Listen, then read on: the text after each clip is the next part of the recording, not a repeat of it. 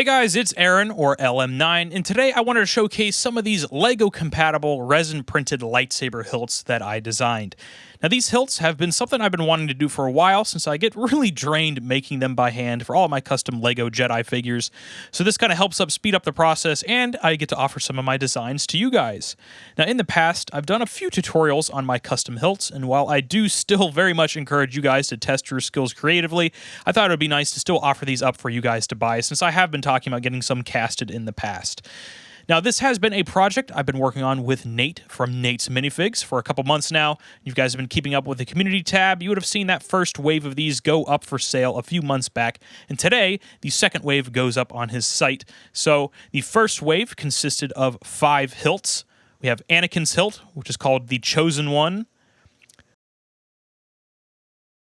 Luke Skywalker's hilt, called the Prodigal Son. Darth Vader's hilt, called a Dark Father, and then 2 iterations of Darth Maul's hilts, single and double-bladed, dubbed Menace. Now the second wave that released today consists of 5 more hilts. Maul's Season 7 hilt, called Menace S7, 2 versions of Obi-Wan's hilts, the Negotiator for Episode 1 and Episode 3, both of Ahsoka's hilts from the Clone Wars that are sold as a pair called Galactic Citizen.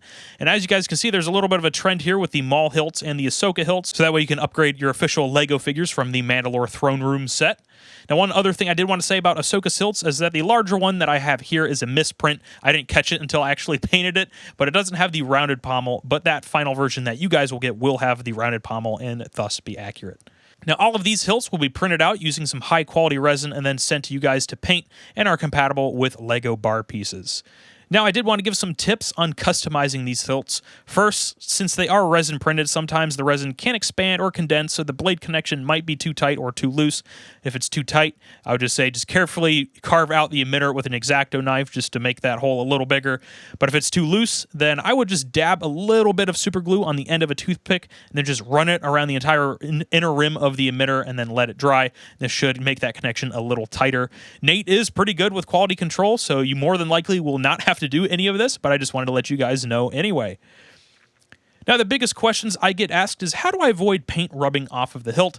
And for now, here's my method. Now, what I do is I paint everything besides the area that the hand grips onto since it's going to be hidden anyway. Now, this way the paint won't get ripped off by the hand. I also like to carve down on the inner edges of the fingers just to smoothen it out so it's not that harsh on the resin, not that sharp of an angle there. Now, some paints I like using for these hilts are Citadel Runefang Steel and Iron Breaker. These are some really, really nice silvers. And I also like using Nuln Oil Shade to help bring out the minimal details that are in these hilts. I also seal them up with either Krylon Crystal Clear, which is a gloss sealant, or Tamiya Semigloss TS79, which is a semi-gloss, just depending on where you guys want your finish to be. Now, I am still a hand sculptor at heart, but this project has been my gateway into 3D modeling, so I hope to get better at it in the future and offer up some cool designs in collaboration with Nate.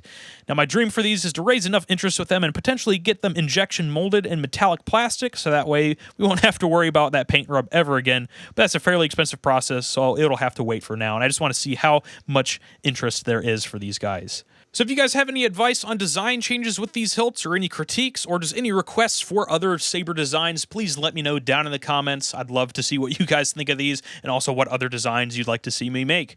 Now, if you guys do happen to pick some of these up, be sure to post some pictures of them over on Instagram and tag me. I really, really am excited to see what you guys can do with all of them. I do think these hilts are great for your own custom LEGO Jedi minifigures, or even upgrading the official LEGO figures. So go ahead and paint them up, and I'm really, really excited to see what everyone uses them for. So don't forget to check these out over on NatesMinifigs.com. Every order with some of my hilts will get an exclusive LM9 sticker with their order, so a link will be in the description to the site. Thank you guys so much for watching, and I will see you guys later.